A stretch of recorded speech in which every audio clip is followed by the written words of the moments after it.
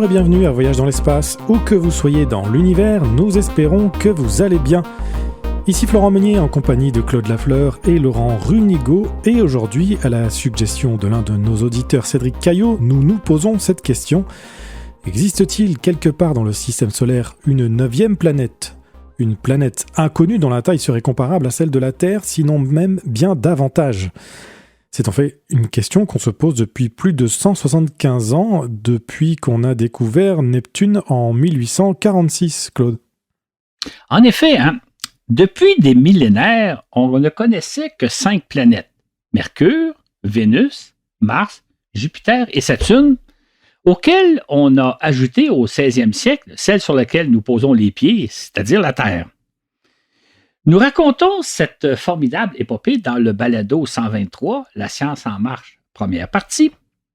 Puis, en 1881, on a ajouté une 7e planète, Uranus, et enfin Neptune en 1846. Tel qu'on le raconte aussi dans le balado 124, la deuxième partie de La science en marche. Mais, depuis cette époque-là, aucune autre planète de taille respectable n'a été repérée. C'est assez cocasse au passage, Claude, qu'on ait découvert notre planète après d'autres planètes qu'on voyait. C'est ça. En fait, on a réalisé qu'on habitait sur une planète, alors que on imagine, même aujourd'hui encore, il y a des gens qui pensent que la Terre est plate et immobile dans le ciel. C'est juste au 16... ça fait juste moins de 500 ans qu'on a réalisé que nous habitons sur une planète qui gravite autour du Soleil. C'est effectivement inouï de penser ça. Pourtant, on s'est mis à découvrir quantité de planètes à partir de 1801, par dizaines, puis par centaines, voire par milliers. Mais ce ne sont que de minuscules astres qu'on appelle des astéroïdes, mot dérivé du grec ancien qui signifie des astres qui ressemblent à des étoiles mais qui n'en sont pas. Nous racontons cette histoire dans le balado 124. Finalement, on a découvert Pluton en 1930, tel que raconté dans le balado 14, Pluton, la reine des petites planètes. On a cru alors avoir enfin découvert une 9e planète, qu'on croyait dans un premier temps de la taille de Neptune puis de Mars, pour finalement réaliser qu'elle est plus petite que notre Lune. Pluton ne mesure en effet que 2400 km de diamètre, tandis que la Lune fait 3500 km. Quelle déception! Déception en effet, car ce qu'on cherche avant tout, ce dont on rêve, c'est d'une grosse planète. D'une planète de la taille de Jupiter, de Saturne ou de Neptune, ou, à tout le moins, du calibre de la Terre. Voilà qu'on cherche une telle planète quasiment sans relâche depuis 200 ans.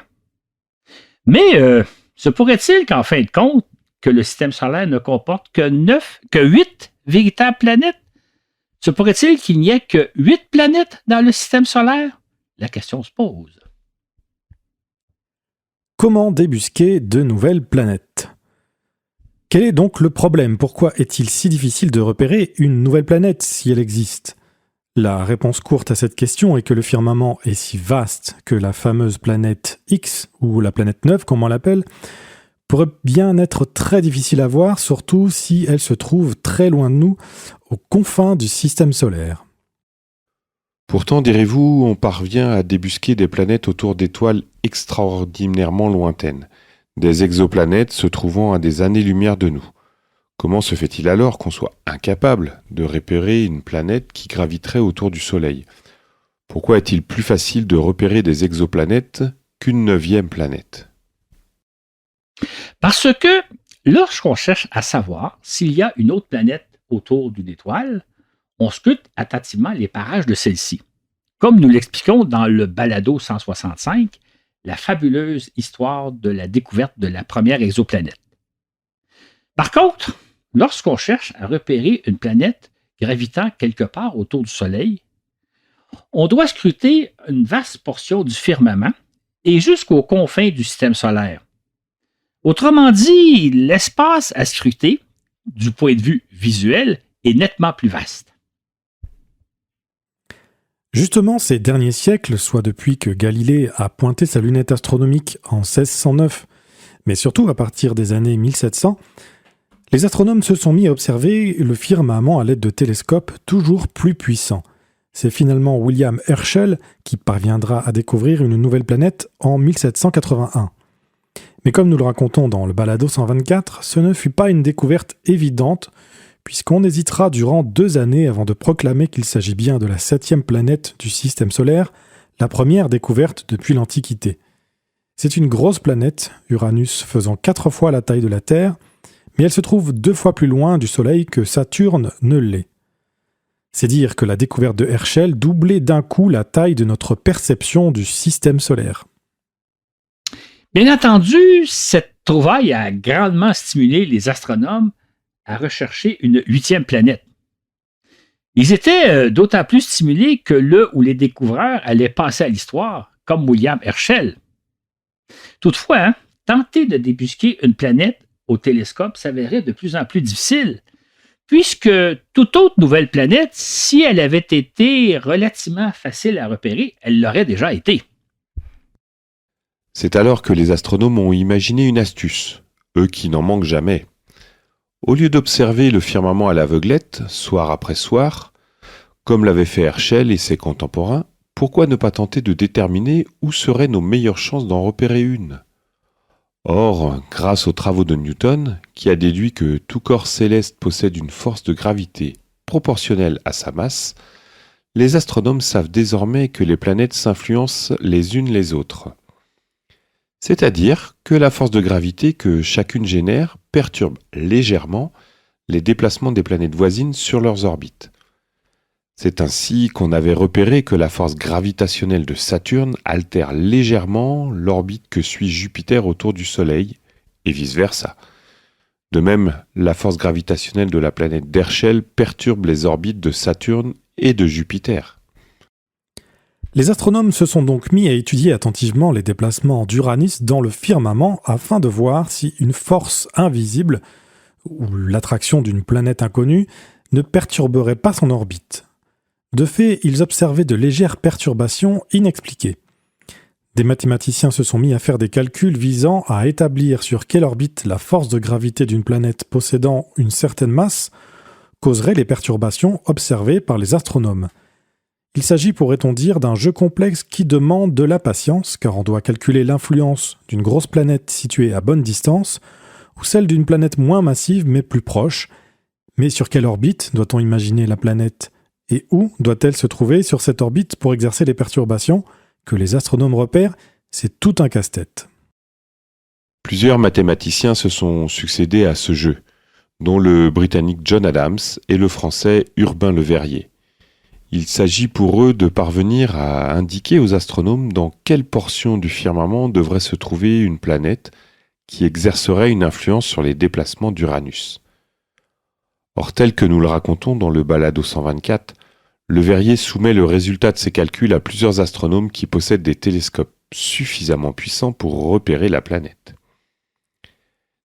Dès le 23 septembre 1846, l'astronome allemand Johann Galle observe la région du ciel suggérée par le mathématicien français, passant au peigne fin toutes les étoiles connues dans l'espoir de dénicher un nouvel astre. Et rapidement, il communique à celui-ci: la planète dont vous avez calculé la position existe réellement. C'est de cette façon qu'on a découvert la 8e planète, Neptune, qui a la taille d'Uranus, mais qui se trouve 1,5 fois plus loin du Soleil, doublant presque, encore une fois, la taille du système solaire. Or, cette méthode, qui consiste à étudier les perturbations des planètes connues, a longtemps été utilisée pour tenter de cerner une 9e planète devant quelque part dans le firmament. À la recherche de la planète X. À la suite de la découverte de Neptune grâce à la puissance des mathématiques qui du coup ont validé la conception de l'univers tel que proposé par Isaac Newton, les astronomes entreprennent de chercher une planète qui graviterait par-delà l'orbite de Neptune. Nous sommes alors dans la seconde moitié des années 1800 et on se met à rechercher une planète dite transneptunienne. Empruntant la voie tracée par la découverte de Neptune, grâce à l'étude des perturbations de l'orbite d'Uranus, les astronomes se mettent à noter la moindre anomalie dans les déplacements de la nouvelle planète. D'autres astronomes ont aussi l'idée d'étudier la trajectoire des comètes, qui, du fin fond du système solaire, descendent vers nous.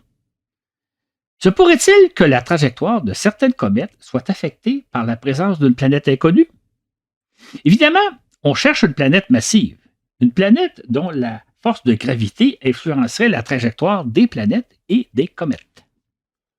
Notons qu'à l'époque, on découvre quantité de petites planètes, les fameux astéroïdes, mais il s'agit d'astres si peu massifs qu'ils n'ont aucune influence sur les déplacements des planètes et des comètes. Ces astéroïdes intriguent néanmoins beaucoup. Qu'ont-ils à nous enseigner? En particulier, on découvre que quantité d'entre eux circulent entre l'orbite de Mars et de Jupiter. On en vient même à réaliser qu'ils forment une ceinture, un peu à l'image des anneaux de Saturne, une région très particulière du système solaire. Comment se fait-il qu'il existe une ceinture d'astéroïdes entre Mars et Jupiter? Autre mystère à résoudre. Aucun de ces astéroïdes ne représente toutefois la planète dont on rêve, puisque le plus gros d'entre eux, Cérès, ne fait que 900 km de diamètre. C'est pourquoi les débusqueurs d'une 9e planète scrutent plutôt le déplacement d'Uranus et de Neptune à la recherche d'un astre qu'ils surnomment déjà la planète X.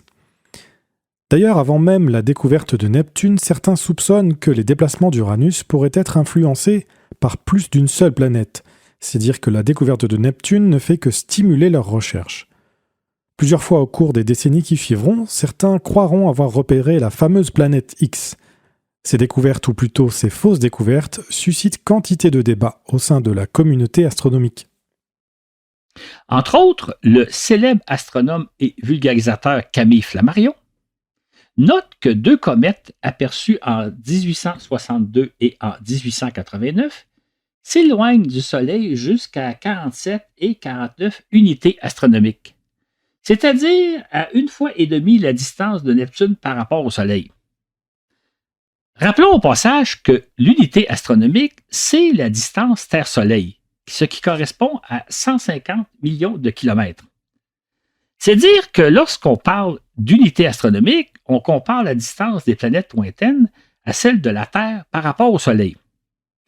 Ainsi, on dira que Jupiter se trouve à 5 unités astronomiques, c'est-à-dire 750 millions de kilomètres.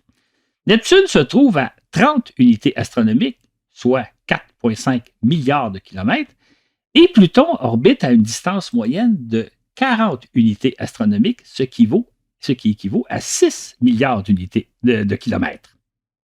Donc, les comètes de 1862 et de 1889 font penser à Flammarion que leur trajectoire pourrait trahir la présence d'une planète inconnue qui façonnerait leur trajectoire.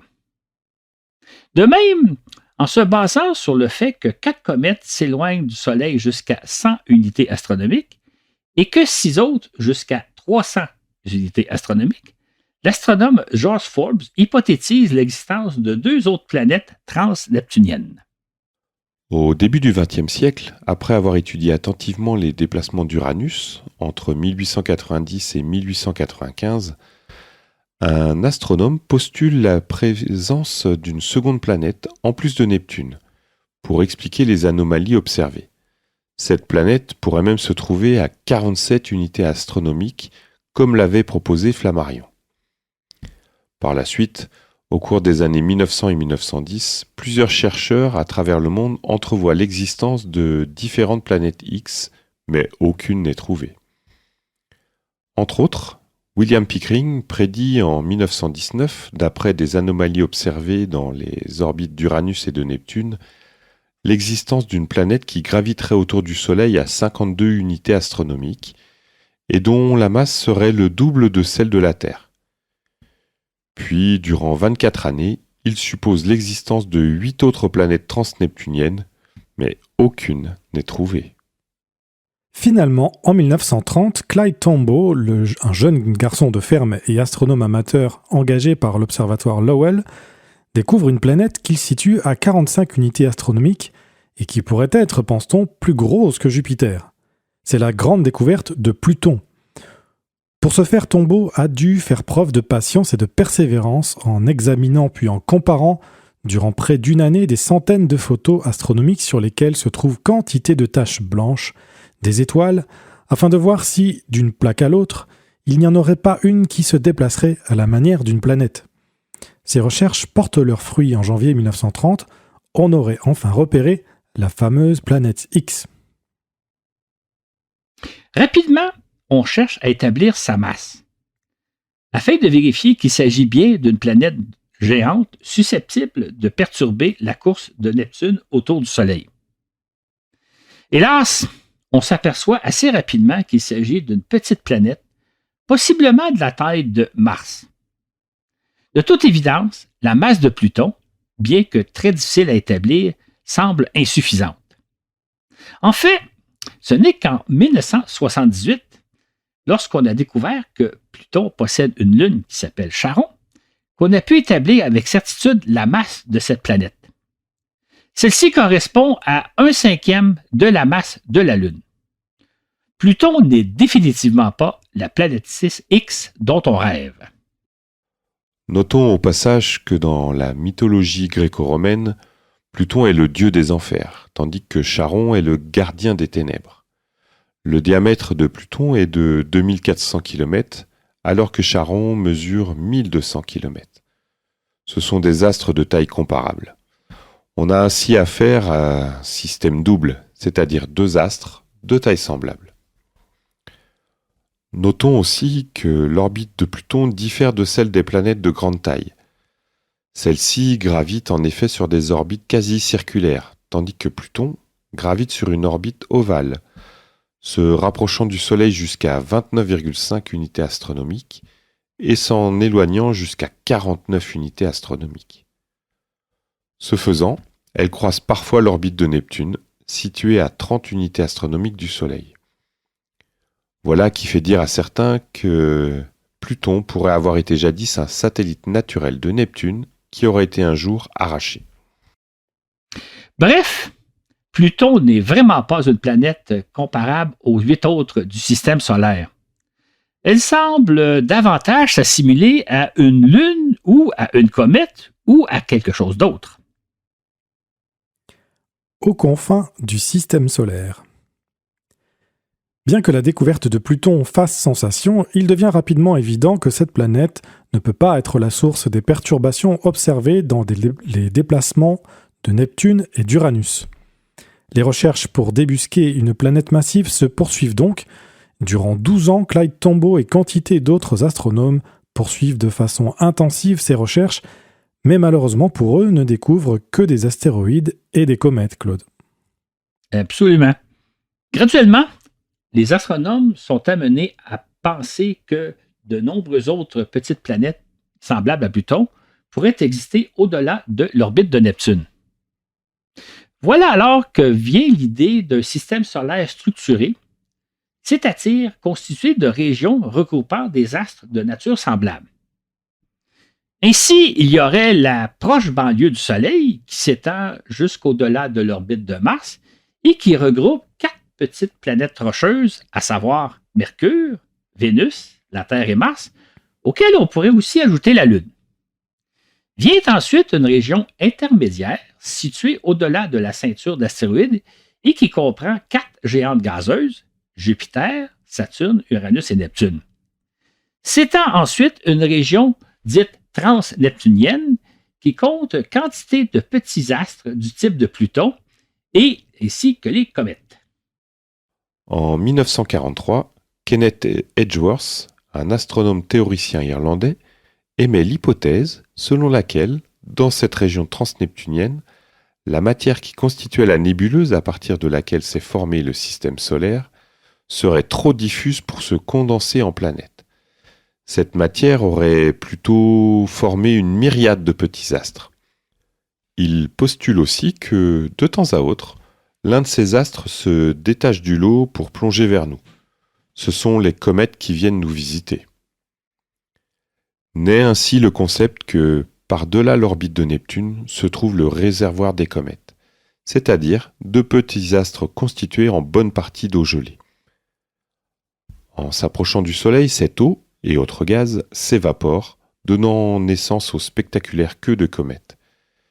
C'est ainsi que si les comètes et les astéroïdes sont de petits astres, souvent de quelques dizaines de kilomètres ou moins, les premières sont facilement repérables. C'est pourquoi les comètes sont connues depuis l'Antiquité, tandis que les astéroïdes n'ont été repérés qu'à partir des années 1800. Puis en 1951, Gerard Kuiper, un astronome néerlandais et américain, émet l'idée de l'existence d'un disque de matière un peu à l'image de la ceinture d'astéroïdes, par-delà l'orbite de Neptune. C'est de cette région que proviendraient la plupart des comètes périodiques, celles qui nous rendent visite tous les 200 ans au moins, dont la célèbre comète de Halley qui passe nous voir tous les 76 ans. Entre parenthèses, son prochain passage est le 28 juillet 2061. Préparez vos agendas. Et l'existence de cette ceinture est par la suite démontrée en 1988 par 3 informaticiens à l'aide de simulations sur ordinateur, la nouvelle façon de faire de l'astronomie. Cette ceinture lointaine est similaire à celle plus proche située après l'orbite de Mars et avant l'orbite de Jupiter, mais elle est 10 fois plus étendue et composée non pas de corps rocheux, mais d'astres faits de composés volatiles gelés, méthane, ammoniac et eau. Il s'agit des restes de la matière à l'origine de la formation du système solaire. Cette région transneptunienne a été baptisée du nom de son auteur, la ceinture de Kuiper.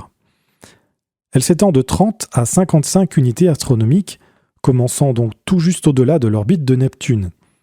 Or, elle couvre justement la région où navigue Pluton, cette planète étant à présent considérée comme le premier objet Kuiper à avoir été repéré. Ces objets Kuiper constituent une catégorie de planètes très particulière. À titre d'exemple, Pluton est composé d'un noyau rocheux entouré par un manteau de glace d'eau d'environ 400 km d'épaisseur, à la surface duquel se trouvent des glaces d'azote, de méthane et de monoxyde de carbone. Il y aurait même sur Pluton des cryovolcans, c'est-à-dire des volcans de glace. Au lieu de cracher de la lave, ces volcans éjectent de l'eau, de l'ammoniac ou du méthane. Et sous la surface glacée de Pluton pourrait se trouver un océan d'eau salée, à l'instar de certaines lunes de Jupiter et de Saturne. Voici donc que les astronomes se sont laissés entraîner dans l'étude des confins du système solaire, sans pour autant résoudre la question de l'existence ou non d'une éventuelle planète X. Découverte fracassante.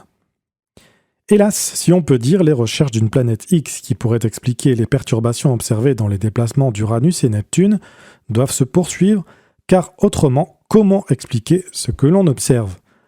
Entre autres, en 1978, 2 astronomes américains, Richard Harrington et Thomas Van Flanders, se mettent à rechercher une planète qui ferait 3 à 4 fois la masse de la Terre et qui, pense-t-il, aurait jadis éjecté Pluton et Charon de leurs orbites autour de Neptune. La décennie des années 1970 a vu la convergence de plusieurs découvertes qui ont transformé notre vision de ce qui peut se passer sur Terre. C'est ainsi que le géologue Walter Alvarez met au jour un phénomène bouleversant. En étudiant les couches géologiques qui séparent l'ère du Crétacé de celle du Paléogène, il émet une hypothèse très audacieuse. La grande extinction de vie qu'on observe à cette époque, il y a 66 millions d'années, serait due à l'impact d'une météorite géante. Cet impact aurait notamment rayé de la carte les dinosaures et fait disparaître 50% de la vie terrestre. Depuis longtemps, les spécialistes avaient constaté que quelque chose de grave s'était produit à cette époque. Mais quoi donc ? Voici qu'Alvarez et son équipe proposent une explication si étonnante qu'il faudra près d'une décennie pour qu'on l'accepte. Cette explication bouleverse en effet notre conception de la vie sur Terre, puisqu'on réalise tout à coup que notre planète pourrait être victime de cataclysmes cosmiques. Apparaît alors la possibilité que plusieurs extinctions de masse puissent être dues à des impacts de météorites, une idée effrayante. L'hypothèse d'Alvarez est en outre appuyée par la découverte que la très grande majorité des cratères lunaires est due à l'impact de météorites. Or, on s'est longtemps demandé si ces cratères étaient des bouches de volcans ou des cratères d'impact. Les missions Apollo ont permis de résoudre ce mystère au début des années 70 en établissant que la Lune a été le théâtre d'un immense bombardement cosmique. Et si c'est le cas pour la Lune, pourquoi pas la Terre, se dit-on ? On en vient même à se dire que notre planète est bien davantage à risque de subir un tel bombardement cosmique, puisque sa force d'attraction est nettement plus élevée que celle de la Lune. Notre planète étant 80 fois plus massive que son satellite naturel, sa gravité doit donc attirer bien davantage les astéroïdes et les comètes. Mais si on ne trouve que très peu de cratères d'impact sur Terre, c'est surtout à cause de l'érosion des sols qui n'existe pas sur la Lune. Cette dernière conserve donc les traces de ce qui s'est passé au début du système solaire. En outre, l'idée que la Terre pourrait avoir subi l'impact d'un gros astéroïde a été renforcée par l'étude du mystérieux événement de la Tunguska. Peut-être vous en souvenez-vous. C'était le 30 juin 1908, vers 7 heures du matin, heure locale. Une impressionnante boule de feu traverse le ciel de la Sibérie. Cette région de Russie est alors très peu peuplée et les rares témoignages qu'on a recueillis des années plus tard font état d'un objet extrêmement lumineux. Certains décrivent une lueur intense qui a traversé le ciel suivie d'un panache s'étendant dans le ciel durant de longues minutes. Un événement d'une intensité considérable s'est produit puisque des milliers de kilomètres de forêt ont été soufflés d'un coup. On rapporte aussi que le phénomène aurait fait 3 morts à la suite de la chute d'arbres ainsi qu'un certain nombre de blessés essentiellement dus au souffle du phénomène. Enfin, de nombreux feux de forêt ont été allumés sur un très vaste territoire. Que s'est-il donc passé ce 30 juin 1908? Aucun autre événement comparable ne semble avoir été observé dans l'histoire de l'humanité. Durant des décennies, beaucoup d'hypothèses ont été énoncées, dont certaines très farfelues, comme l'arrivée d'une soucoupe volante, une explosion nucléaire, en 1908, voyons donc, ou la collision de la Terre avec un trou noir ou quelque chose du genre. Sinon même, hypothèse plus plausible, la désintégration d'une comète dans l'atmosphère terrestre. L'une des difficultés pour expliquer ce qui s'est passé, c'est qu'on n'a jamais trouvé la moindre trace de l'objet à l'origine de la dévastation. Et non, pas de débris de soucoupe volante. Voilà de quoi alimenter les spéculations les plus sensationnelles. Aujourd'hui, l'hypothèse retenue est celle du passage d'une grosse météorite, ce qu'on appelle un superbolide. Cet incident ressemble d'ailleurs à ce qui s'est produit, aux coïncidences, un siècle plus tard, encore une fois, au-dessus de la Russie. Le 15 février 2013, vers 9h20, heure locale dans la région de Tcheliabinsk, un superbolide a traversé à vive allure le ciel, laissant une grande traînée lumineuse et faisant un sifflement du tonnerre, à la manière d'un avion volant à vitesse supersonique, faisant voler en éclats quantité de fenêtres. Mais cette fois, une foule de vidéos spectaculaires documente ce phénomène inattendu. Voilà qui illustre ce que pourrait s'être produit en 1908 avec un superbolide encore plus imposant que celui de Tcheliabinsk. Tout compte fait à présent, l'hypothèse d'Alvarez, voulant que les dinosaures soient disparus à la suite de l'impact d'une météorite d'une dizaine de kilomètres, ne fait guère plus de doute. On aurait même repéré l'endroit où ce bolide se serait écrasé, sur la péninsule du Yucatan au Mexique, formant le cratère de Chicxulub. Bien entendu, l'idée que la Terre puisse être percutée par des astéroïdes d'importance fait frémir. Si les dinosaures sont disparus il y a 66 millions d'années, la même chose pourrait-elle nous arriver, se demande-t-on, avec inquiétude. Voilà la question qui entre notre imaginaire et qu'Hollywood et nombre de médias se sont empressés d'exploiter. Voilà une nouvelle menace, après celle de l'anéantissement nucléaire possible ou les conséquences des bouleversements climatiques, se loge désormais en nous cette menace. Fort de cette découverte, le physicien Richard Müller émet l'hypothèse, en 1984, qu'une petite étoile graviterait à grande distance du Soleil. Cette étoile serait à l'origine, selon lui, d'extinction massive de la vie sur Terre qui surviendrait tous les 26 millions d'années environ. Müller appelle cette étoile Némésis, du nom d'une déesse de la mythologie grecque, de la juste colère et du châtiment. Il s'agirait d'une étoile très peu lumineuse, possiblement une naine brune, qui circulerait autour du Soleil sur une orbite très elliptique, une longue ovale. Ainsi, à tous les 26 millions d'années, Némésis perturberait le réservoir des comètes, déclenchant une forte tempête qui s'abattrait dans les parages du Soleil, dont sur la Terre. Bien entendu, cet afflux de comètes augmenterait considérablement les risques de collision avec notre planète et pourrait être à l'origine de certaines des grandes extinctions de la vie. Voilà donc que les astronomes se mettent à rechercher la trace de cette étoile. Selon Miller, Némésis circulerait sur une orbite d'environ 90 000 unités astronomiques, soit plus qu'à une année-lumière d'ici. Et comme il s'agirait d'une étoile nettement moins lumineuse que le Soleil, elle serait extrêmement difficile à repérer. Toutefois, avec le temps, nos connaissances progressant, on n'observe plus vraiment une périodicité de 26 000 ans dans les grandes extinctions de la vie sur Terre. Par conséquent, l'hypothèse Némésis n'est plus requise. Pourtant, l'idée d'un astre lointain, menaçant possiblement notre existence, perdure dans notre imaginaire. Quant aux perturbations observées dans les déplacements d'Uranus et de Neptune, le mathématicien et astronome Miles Standish a utilisé les observations faites par la sonde Voyager 2, qui a survolé cette dernière en 1989, pour évaluer précisément la masse de Neptune. Or, cette planète serait 0,5% moins massive qu'estimé auparavant. Et lorsqu'on prend la nouvelle masse pour calculer l'effet gravitationnel qu'exerce Neptune sur son entourage, on découvre que les perturbations que subirait Uranus sur son orbite disparaissent. Voilà donc qu'on n'a plus besoin d'une planète X pour les expliquer. C'est dire qu'à présent, pour la plupart des scientifiques, la planète X n'existe tout simplement pas. L'exploration de la ceinture de Kuiper. À l'été 2015, la sonde New Horizons survole pour la première fois la planète Pluton. Elle a mis 9 années et demie pour parcourir les 5 milliards de kilomètres la menant jusqu'à cette petite planète.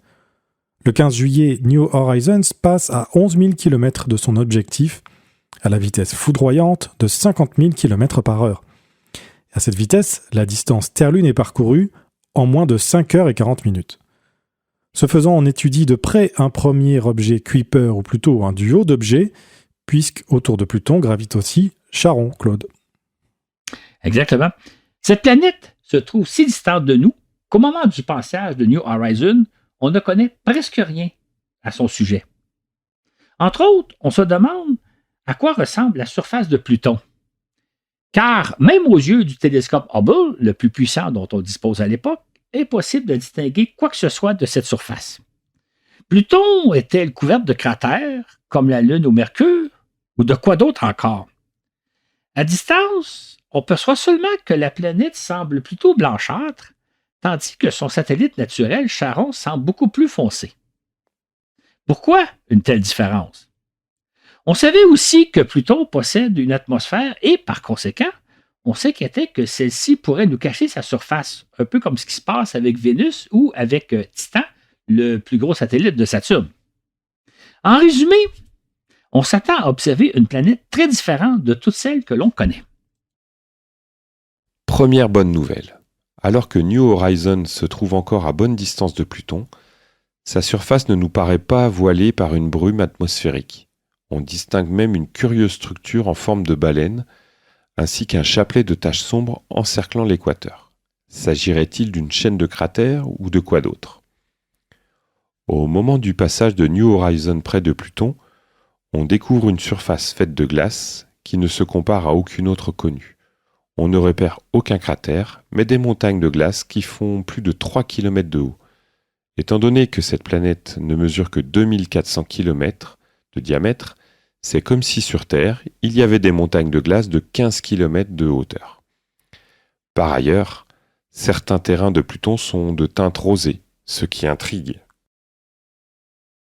L'absence de cratères indique qu'on a affaire à une surface très jeune en termes géologiques. En effet, plus la surface d'un astre est âgée, plus on y trouve un grand nombre de cratères, comme on l'observe sur la Lune et sur Mercure. La surface de Pluton serait plutôt âgé de moins de 100 millions d'années, ce qui est très jeune lorsqu'on considère que la planète existe depuis 4 ou 5 milliards d'années. On observe la même chose sur Charon, une surface tout aussi jeune.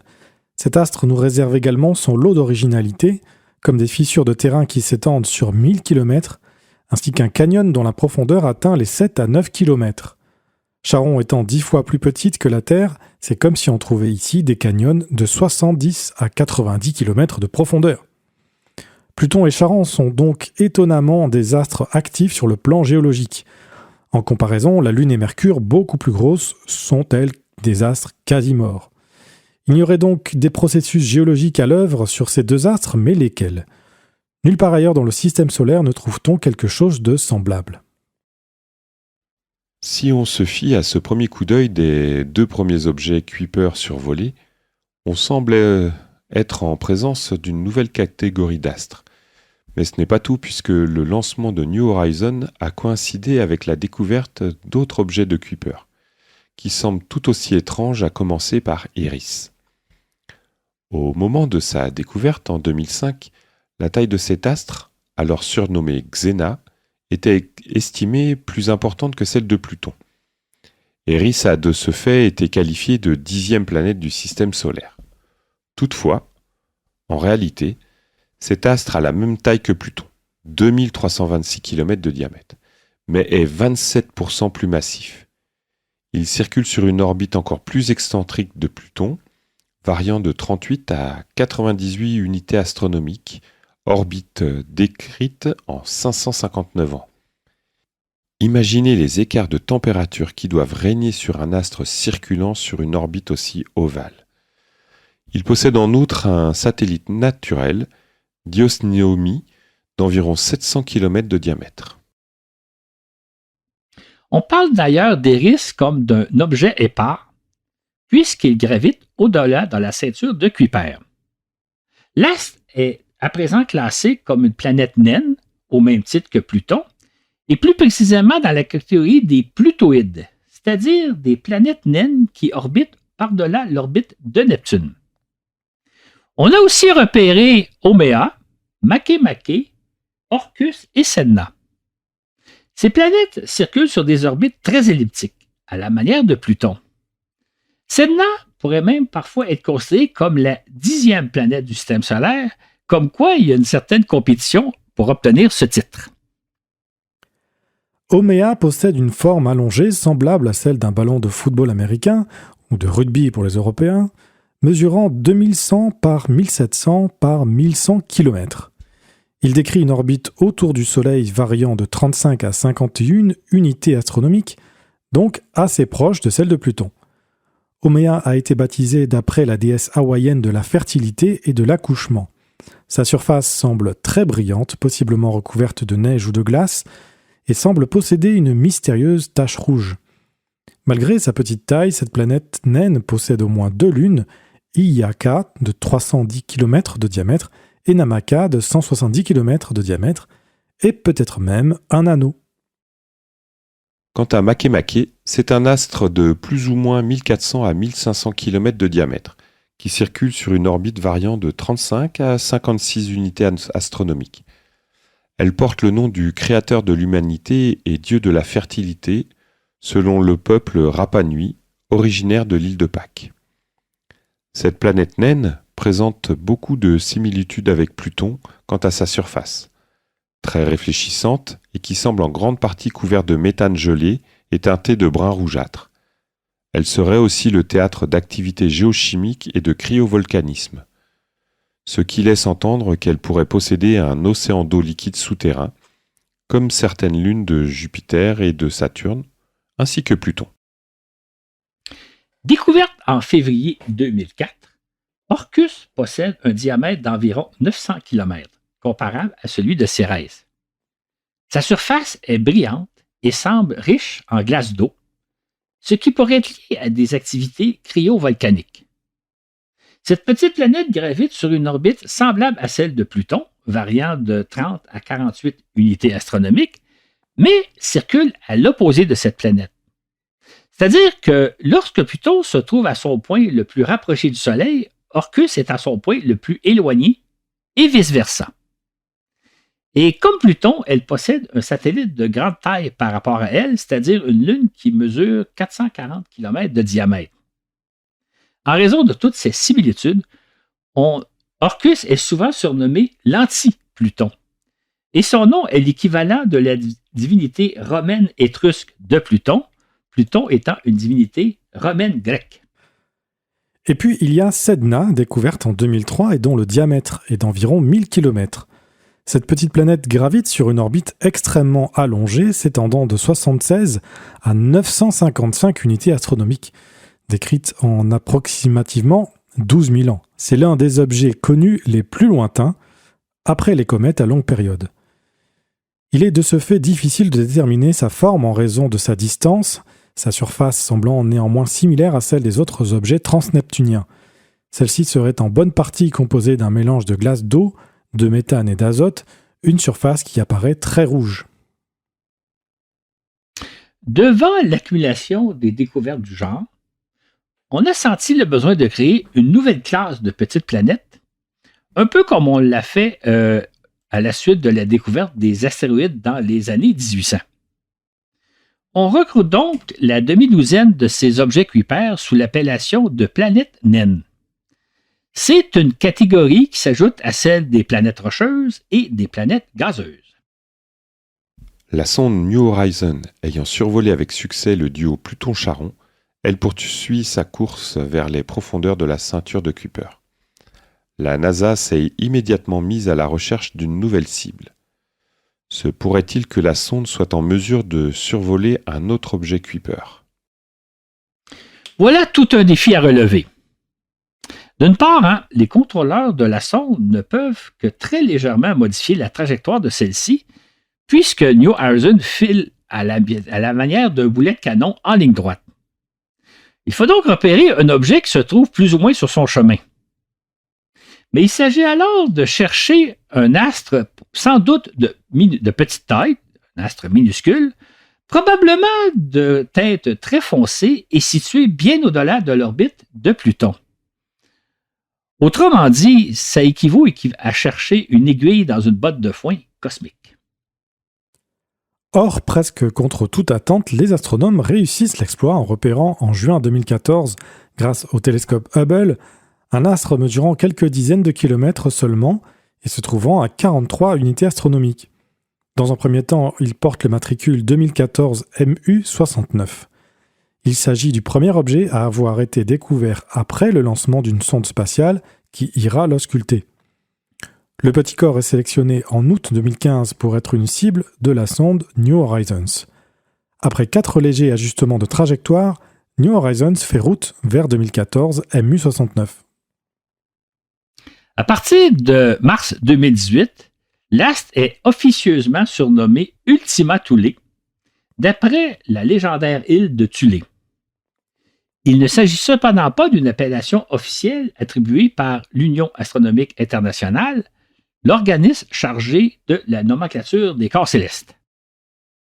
Ultima Thule est si petit et si loin qu'on n'a aucune idée à quoi il ressemble.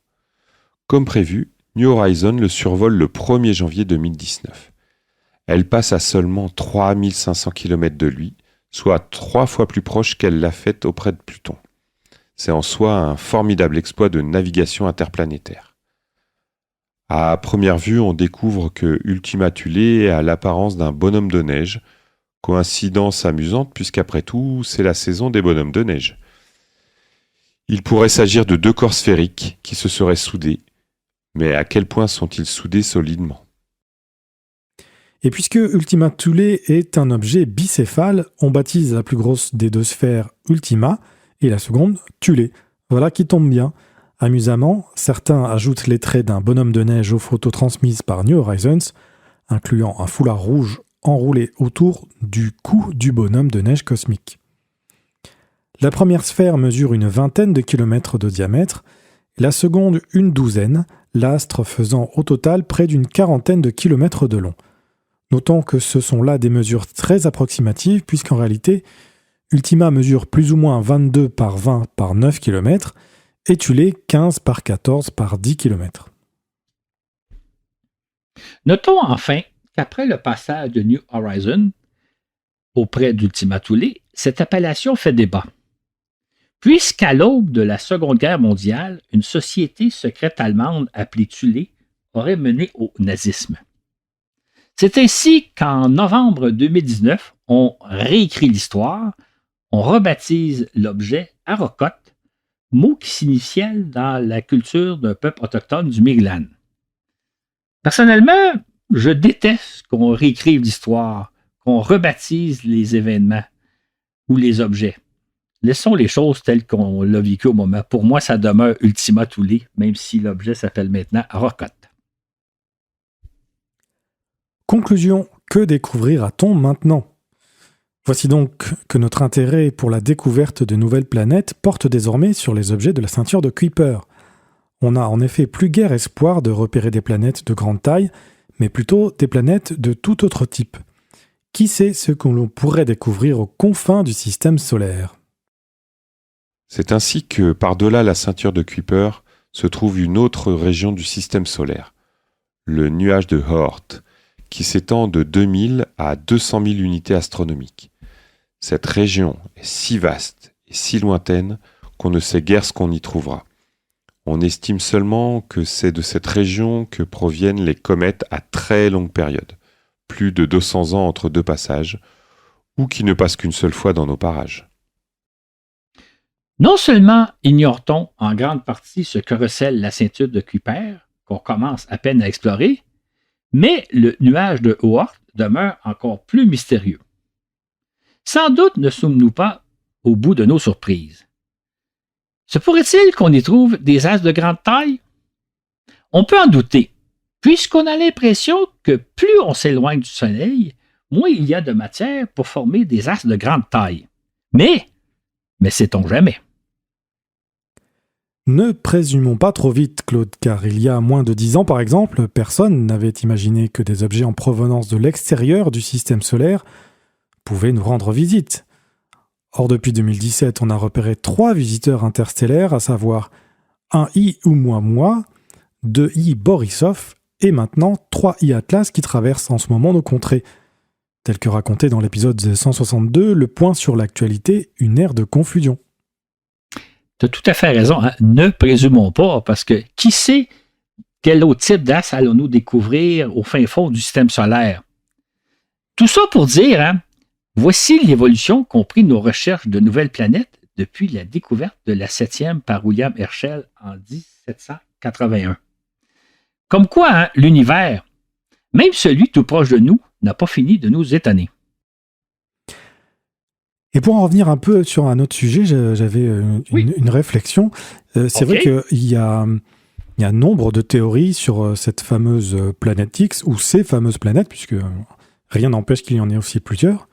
Mais j'imagine que ça prendrait... Déjà, ce sont des travaux spéculatifs, pour l'instant, évidemment. Mais ça prendrait, je pense, peut-être 1 ou 2 balados encore pour parler de toutes les théories. Mais en vitesse, on s'imagine que cette planète ou ces planètes auraient pu se former directement sur place, comme l'ont été la plupart des planètes, ou bien qu'elle s'est formée dans le système solaire interne et qu'ensuite elle a été éjectée, peut-être par Jupiter, vers une orbite bien plus grande, ou bien même encore qu'elle a été capturée depuis un autre système solaire qui est passé par là, ou lequel on a approché il y a très très longtemps. Il existe même une autre possibilité, un peu plus exotique, mais qui existe malgré tout. Ce serait celle d'un trou noir qui s'appellerait un trou noir primordial et qui serait de la taille d'une balle de tennis. Je trouve ça assez étonnant d'imaginer un trou noir qui serait très petit, mais qui exercerait quand même une force de gravité assez considérable. Voilà, donc il y a fort à faire sur ce sujet. Et on peut certainement espérer en savoir plus avec les nouveaux télescopes qui sont en train d'arriver, notamment l'observatoire de Vera Rubin, qui va certainement entrer en service, ou est en train d'entrer en service. C'est exactement. En fait, hein, c'est pour ça qu'on n'est pas à la fin de toutes nos découvertes. On va sûrement faire des choses étonnantes. Et comme on le mentionnait il y a quelques minutes, le simple fait qu'il y a des objets interstellaires qui traversent notre système solaire, c'était une idée impensable il y a à peine 10 ans. Et là, aujourd'hui, on a découvert 3 en quelques années et sûrement que le premier qu'on a découvert en 2017, on pensait que c'était un phénomène exceptionnel, que ça arrivait peut-être une fois par siècle. Et là, on a découvert 2 autres ces dernières années. Donc, effectivement, on n'est pas au bout de nos surprises et qui sait ce qu'on va découvrir dans les prochaines années, les prochaines décennies. C'est pour ça, d'ailleurs, que s'il y a des jeunes à l'écoute qui s'intéressent au phénomène, lorsque vous aurez complété vos études et vous pourriez commencer une carrière d'astronome, il va y avoir encore des choses fabuleuses à découvrir.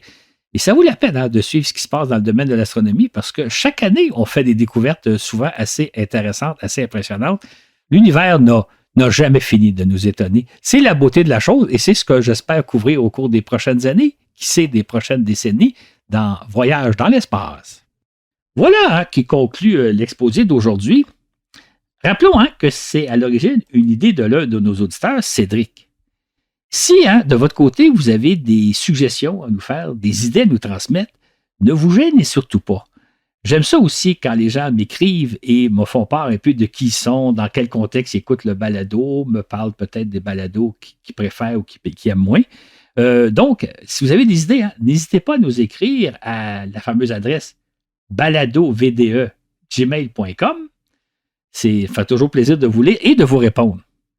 Quant au prochain balado, dans 2 semaines, c'est la suite du balado 156 que j'ai intitulé « Rêvons un brin, le récit de notre époque ». Dans ce balado, je vous raconterai les événements qui sont survenus depuis l'an 2000, depuis les 25 dernières années. Et comme on va le voir, il s'est vraiment passé des choses assez surprenantes. En fait, entre-temps, je vous invite à écouter ou à réécouter le balado 158. Et entre-temps, je vous souhaite de passer de joyeuses fêtes.